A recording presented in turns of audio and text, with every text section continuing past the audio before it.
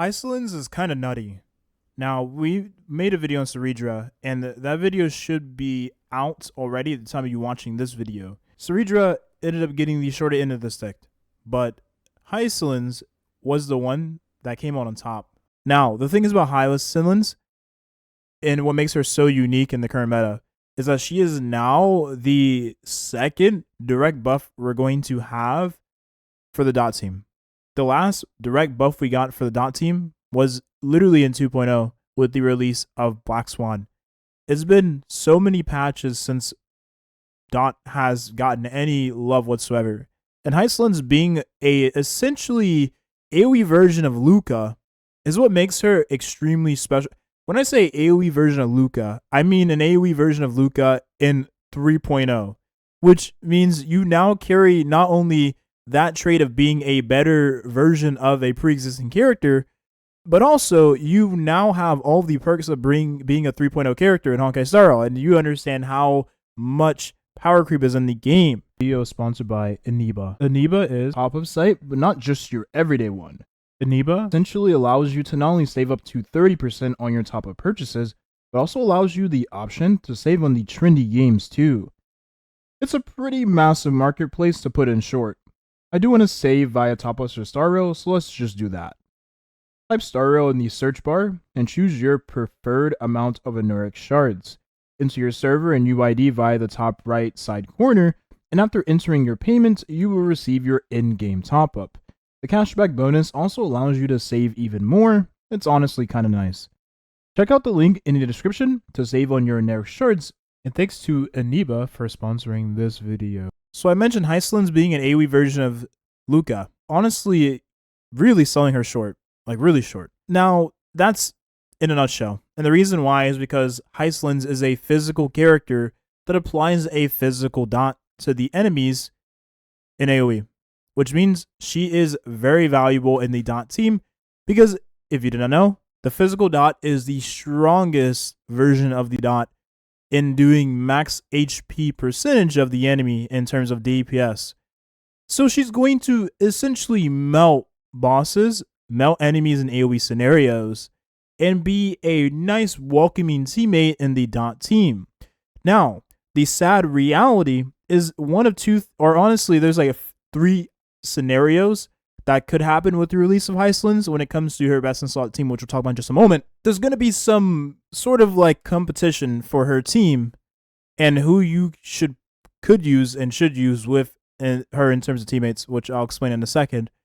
But she is essentially the best dot character we'll have at time of her arrival, and Kafka getting the previous support buffs in her kits is going to make her a nice character alongside.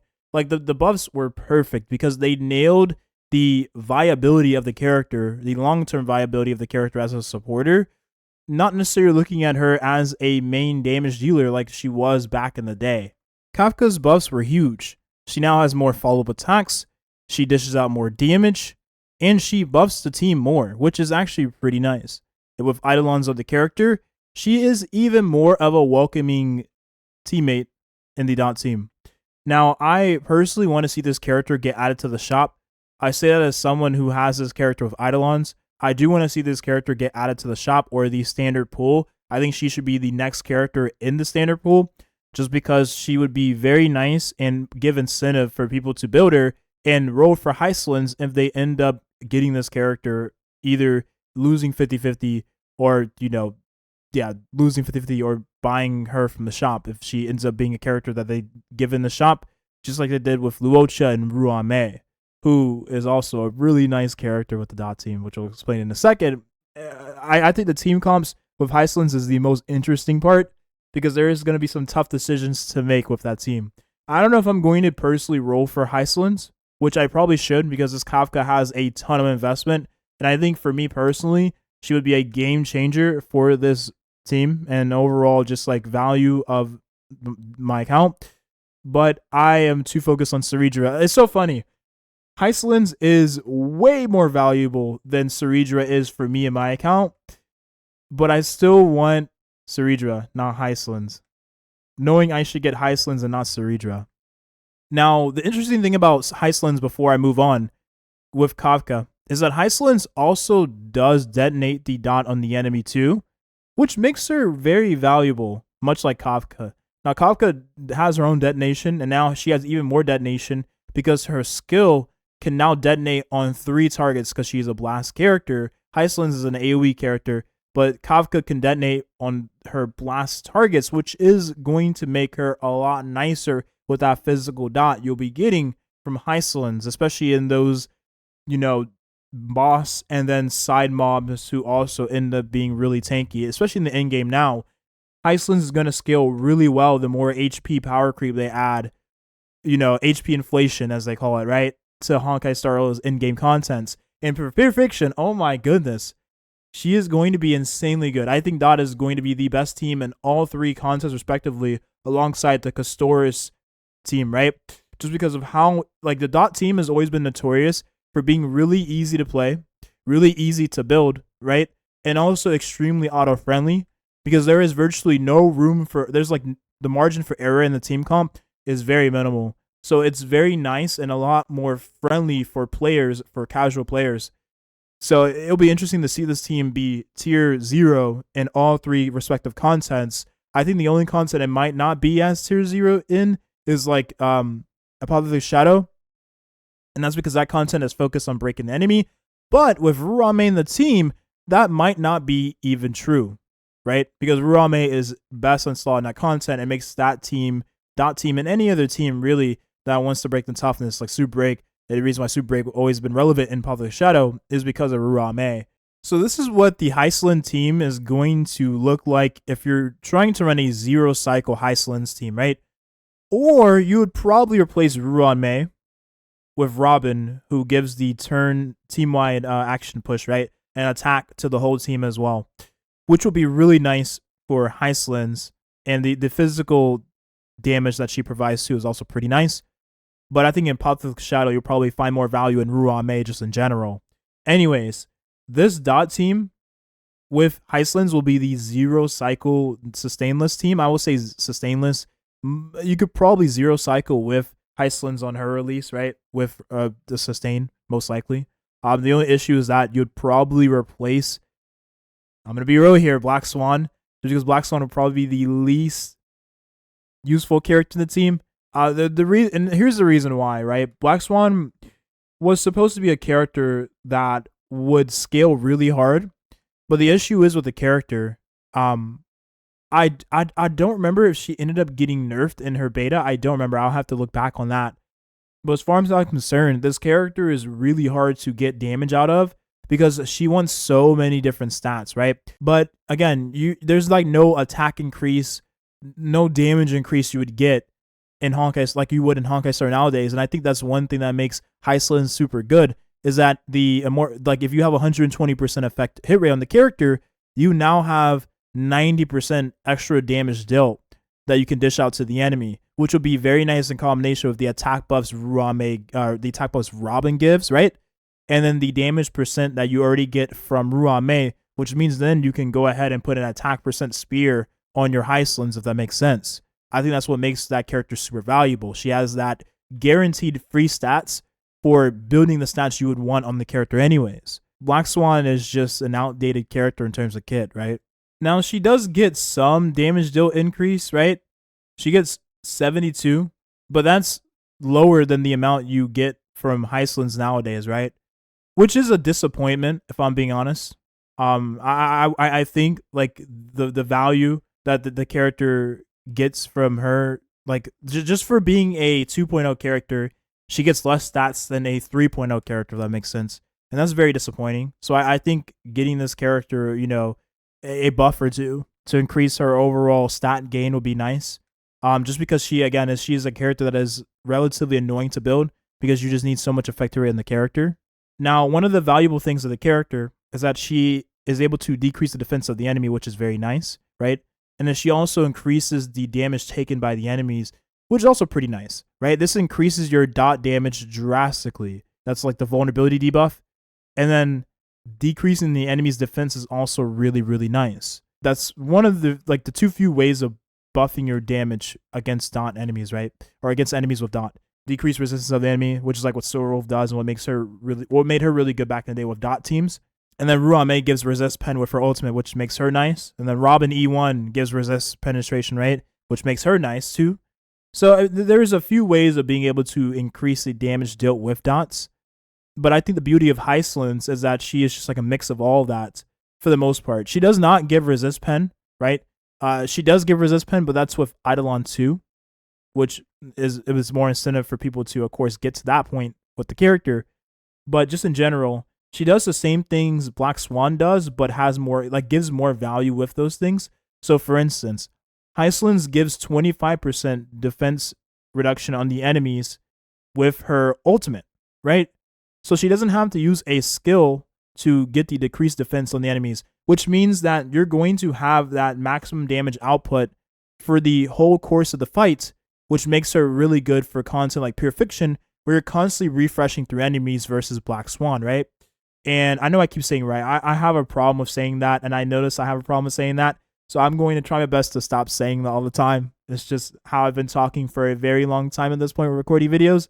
And she also does allow you to dish out more damage because she detonates herself, which again makes her much more valuable in a team of Kafka who already does detonate the enemy.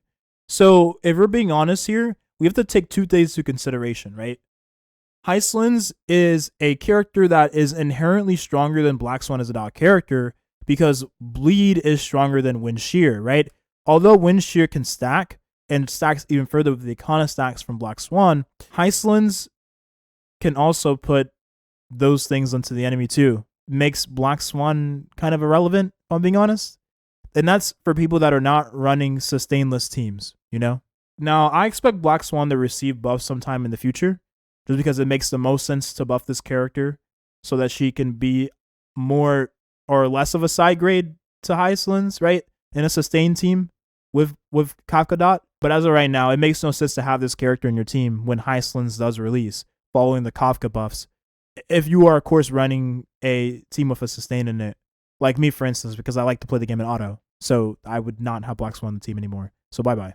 And it doesn't help the character that you can probably just take the sad reality too, right? Is like you can take, for the most part, all the rugs you had on your Black Swan and throw it over on your Hysilens. All you would need is like an attack percent or win, or a not attack percent or win, a attack percent or a physical damage bonus spear, and then boom, you now have your relics for your Hysilens. A little disappointed to think about that too, right? And then the light cone you would just swap over as well to your Hysilens, because there is this Sampo light cone that gives effect hit rate and increases dot damage too if you already have this maxed out, or any other light cone you have on the character, which again is is very disappointing the more you think about it, because now it's like, okay, well dang, like she is just pretty much power creeping Black Swan from the Kafka Dot team. So for the most part, your best in slot sustain would be Huo, who I actually do not have on my account still at the time of my recording of this video. So you would just use whoever you have on your account. I think Hysilens is like a good character to have in general, because she gives your team a ton of cleansing, a ton of healing. She increases their HP, which makes the team more safe. And Hysilens does decrease the attack of the enemies that are in the field, which means you'll take more advantage of having a higher HP, max HP, right? So with Hysilens, your dot team will virtually never die, which is very nice.